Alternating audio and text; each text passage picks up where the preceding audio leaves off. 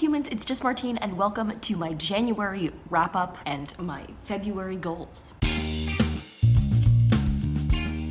This video is honestly going to be more of a wrap-up than usual for a couple reasons. One, I read so much in January, so I have lots of books to tell you about. And two, in my goals for 2021, I said that I wanted to get better at including reviews because I read some books specifically to talk about in certain videos, and then I read lots of other books that never get mentioned, and I want to make sure that they get mentioned. So I've been writing 5 Things reviews on Goodreads when I finish a book. And basically, 5 Things review is where I say 5 things about the book, basically saying that if you like any of these 5 things, you might want to check out this book and give it a shot. You'll see exactly what I mean when I get into it. But because of that, I have 5 Things reviews to share with you, and I'm going to try to make them as interesting and dynamic as possible as I share them with you for the 31 books that I finished this January. If you wonder, how did she even get a head start on that? How did this even happen? You might want to check out my New Year's reading challenge that I did. That might explain it. But I kept up the pace. I read quite a bit this month, and I am extremely proud of myself because at a certain point I was like, I think I could hit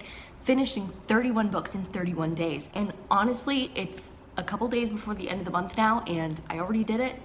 That's why I'm filming this video, and I'm so proud about something arbitrary and meaningless. It's great. So I'll go over all 31 of those books in quick succession. I'll go over a couple of other things that I was hoping to accomplish in January and whether or not I did. And then I'll talk about what I want for February, the shortest month of the year. Woo!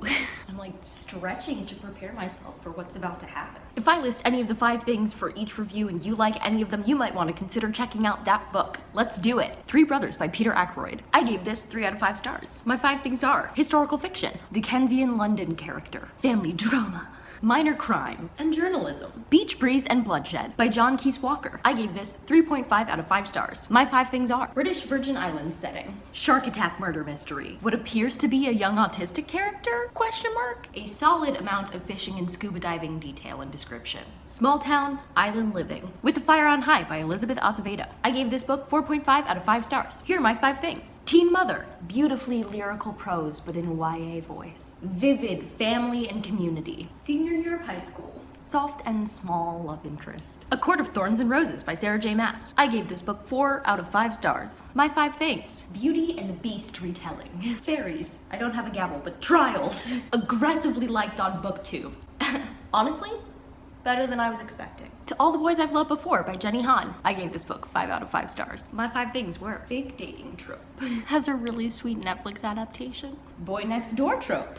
Sisters, and Korean American family. City of Brass by S.A. Chakraborty. I gave this book 3.5 out of 5 stars. My 5 things were court politics, Middle Eastern folk story basis, healing powers, pure friendship surrounding the love of learning, weird romance, ?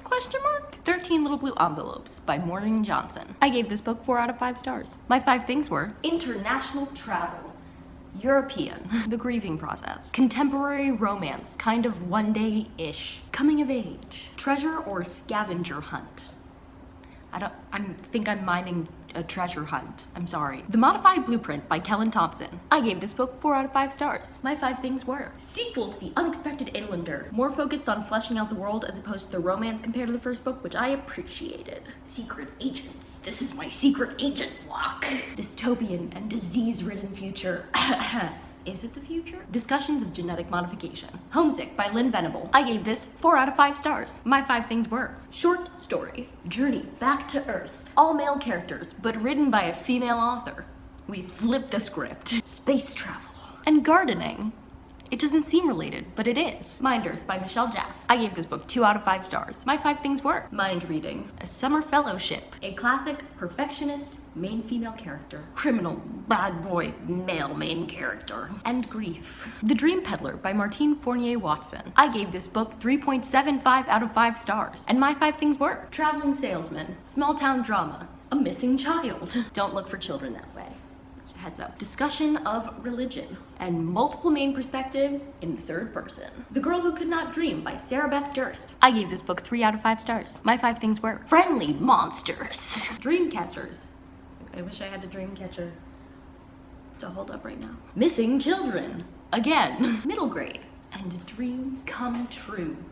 But seriously, Things come out of dreams. The Glass Hotel by Emily St. John Mandel. I gave this book 4 out of 5 stars. My 5 things were half siblings, full circle. I mean, it's Emily St. John Mandel. Mystery, but more white-collar crimes. Characters study and Canadian. Shadow and Bone by Leigh Bardugo. I gave this book 5 out of 5 stars. My 5 things were: you can't tell me that the Darkling doesn't have Kylo Ren energy. Learning how to use powers. Small science. Court life, which was a theme apparently. Childhood best friend crush trope. You don't have to read this to read Six of Crows, but man is it good. So I still recommend it. The Kite Runner by Khaled Hosseini. I gave this book 5 out of 5 stars. My 5 things were: dealing with guilt and regret, plights of Afghanistan, rich community building, coming of age story, and family. The Hawkweed Prophecy by Irina Brignall. I gave this book 2.5 out of 5 stars. My 5 things were: witchcraft. That's how you cast a spell. Matriarchy. Switched at birth. Blend of modern and old-fashioned. And coming of age. The Truths We Hold by Kamala Harris. I gave this book 5 out of 5 stars. My 5 things were: first female VP of the United States. What?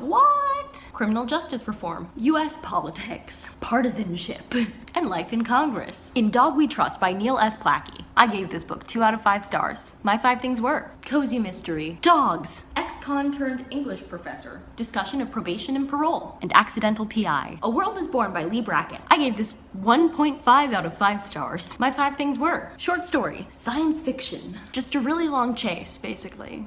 Hinted at romance? That just didn't work for me. And prison labor on Mercury? Question mark? The End of Alice by A.M. Holmes. I gave this book 3 out of 5 stars. My 5 things were: trigger warnings for literally every possible thing you could probably think of. Unreliable narrator. Depictions of long-term incarceration. Graphic criminal thoughts, and male correspondence. Magic Mirror by Michele Thompson. I gave this book 3 out of 5 stars. My 5 things were: living abroad in Paris, journalist, museum mystery, found friends / family, and life change. The Uptight Billionaire by a person whose name I didn't write down. I'm so sorry.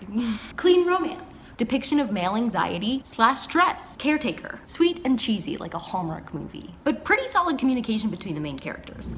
Mistletoe and Mr. Right by Sarah Morgenthaler. I gave this 3 out of 5 stars. My 5 things were: fade to black romance, small town, inversion of rich poor relationship in terms of gender, family run corporation, and wintry. The Russian Cage by Charlaine Harris. I gave this book 2 out of 5 stars. My 5 things were: gunny action adventure, speculative Russian run future?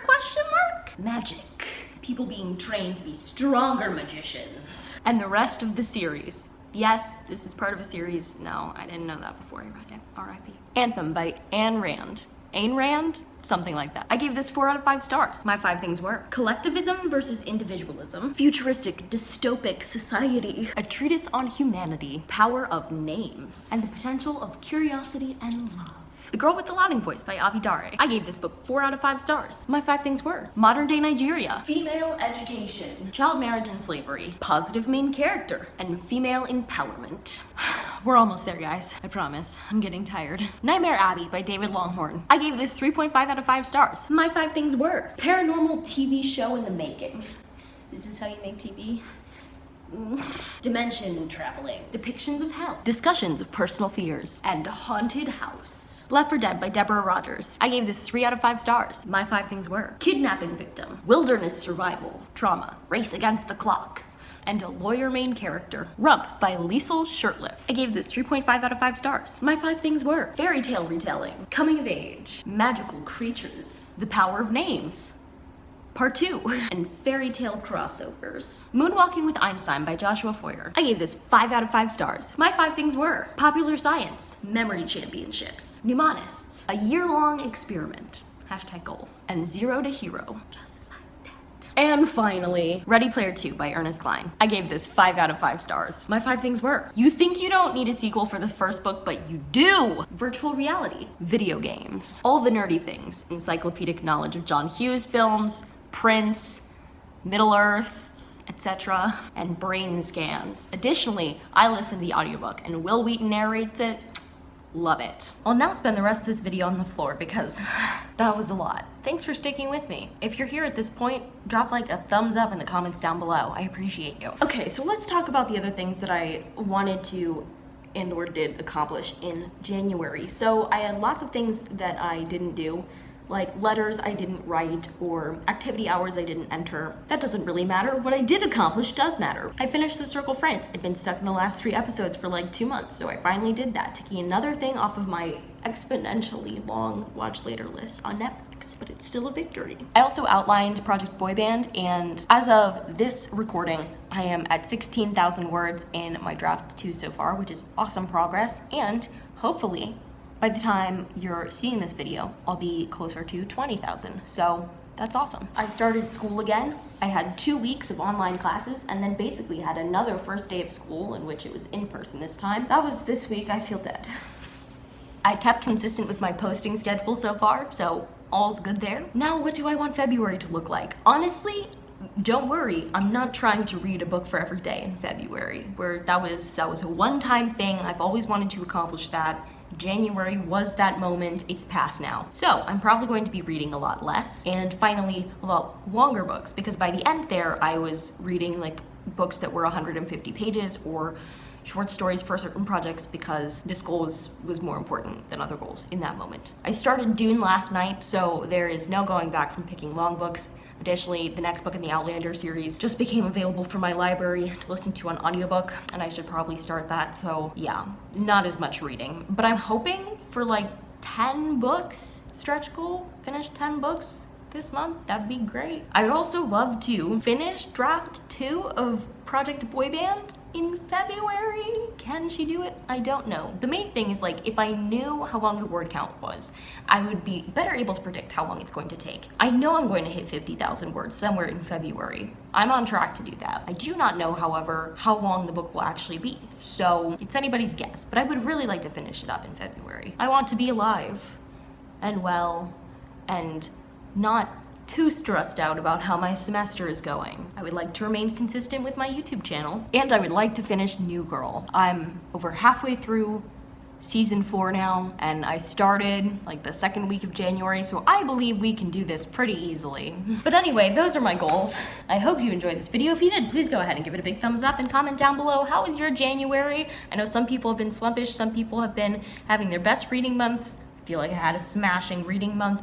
But it will come back to bite me later, so never fear, it all evens out in the end. And what are your goals for February? And subscribe for more reading, writing, and college lifestyle content, and until next time, bye humans, bye!